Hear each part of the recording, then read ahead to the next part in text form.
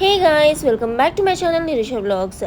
Last వీడియోలో మేము exact Bengaluru దాటాము. So మేము బెంగళూరు దాటిన తర్వాత కొంచెం దూరం వెళ్ళిన తర్వాత ఒక టీ షాప్లో ఆగాము. ఇదే అనమాట అది. కూల్ క్లైమేట్కి వేడి వేడి కాఫీ అండ్ టీ తీసుకో, తాగు. మీరు కూడా వేడి వేడిగా కాఫీ తాగు. నా ఫేస్ చూసి మాత్రం తెచ్చుకోదు. ఫుల్ స్లీవీ నిద్రలోంచి లేచి వచ్చాను. అలా నిద్ర వస్తుంది, అందుకే కాఫీ. క్యారీ బ్యాగ్స్లో వచ్చేసి వ్యూ ఎంత బాగుందో అసలు. ఓ పక్కేమో ఫుల్ నిద్ర వస్తుంది, ఇంకో పక్కేమో వ్యూస్ చూడాలనిపిస్తుంది. ఇంత దూరం వచ్చింది నిద్రపోవడానికి, లేచి వ్యూ చూడు అని తిడుతున్నాడు అనమాట. సరే విండోస్ తింపి వ్యూ ఎంజాయ్ చేద్దాము అంటే ఫుల్ చలి. ఇయర్లో ట్రిప్ వెళ్ళాలని చెప్పేసి సెప్టెంబర్లో డిసైడ్ అయ్యి కార్ డ్రైవింగ్ అయితే నేర్చుకున్నాను. కానీ కార్ ఎక్కినప్పటి నుంచి నాకున్నవి రెండే పనులు. ఒకటి నిద్రపోవడం, లేదా వీడియోస్ రికార్డ్ చేసుకోవడం. కార్ డ్రైవింగ్ మాత్రం నాకు అస్సలు ఇవ్వలేదు. సో టోటల్గా ఒక 1041 కిలోమీటర్స్ ఉంటే 1000 కిలోమీటర్స్ తను డ్రైవ్ చేసి ఓన్లీ 40 కిలోమీటర్స్ మాత్రమే నా మొహాన్ని కొట్టిండు.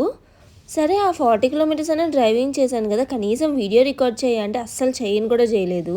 ఇక్కడికి రీచ్ అయినప్పటి నుంచి ఆ విండ్ టర్బైన్ వింగ్స్ అయితే మస్తు కనిపిస్తూనే ఉన్నాయి. సో దానివల్ల రోడ్ బ్లాకేజ్ ఎక్కువ అనిపించింది. విండ్ టర్బైన్కి సైడ్లో ముళ్ళు కూడా ఉంటాయి. ఎంత ఉంది అసలు. అది ఎలా టర్నింగ్ తిరుగుతుంది నాకు నిజంగా అర్థం అవుతలేదు. ఎగ్జాక్ట్ చిన్న చిన్న కర్వ్స్ ఉంటే ఎలా తిరుగుతాయి?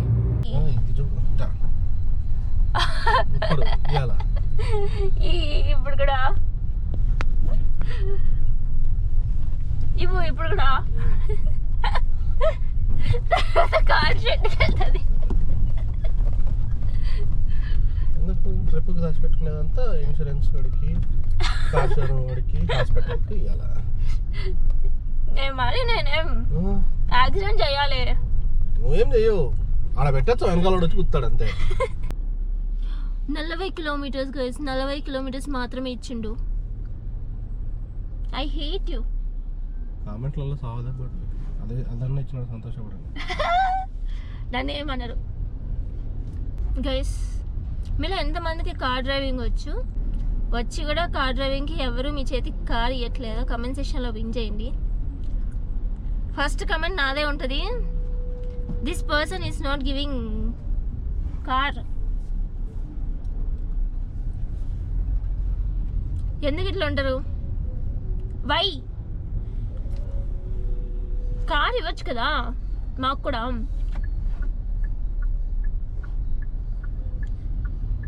ఎంత భయం అంటే కార్ కేసు కూడా దాచుకునేంత భయం. కార్ ఎక్కడ చెప్పకుండా తీసుకెళ్ళిపోతాను అని. ప్లేస్ లేదా? పట్టదు. ఇట్లా వెళ్తే ఇంకో ప్లేస్ కవర్ అవుతుంది అంట, అందుకు ఇలా తీసుకెళ్తున్నాడు. రైట్ సైడా? పైకి ఎక్కుతావా? నాకు దీంట్లో కనిపించలేదు, వాటరే లేవు అసలు. నువ్వు మెట్రో డ్యామ్ అన్నావు.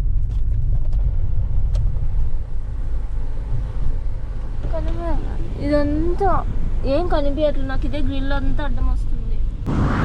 మీకు ఇప్పుడు మెట్రో డ్యామ్. ఇది వచ్చేసి మెట్రో డ్యామ్, సేలం తమిళనాడులో ఉంది. ఇక్కడ ఫ్లో అయ్యే వాటర్ కావేరీ రివర్వి, కానీ అస్సలు వాటరే లేవు.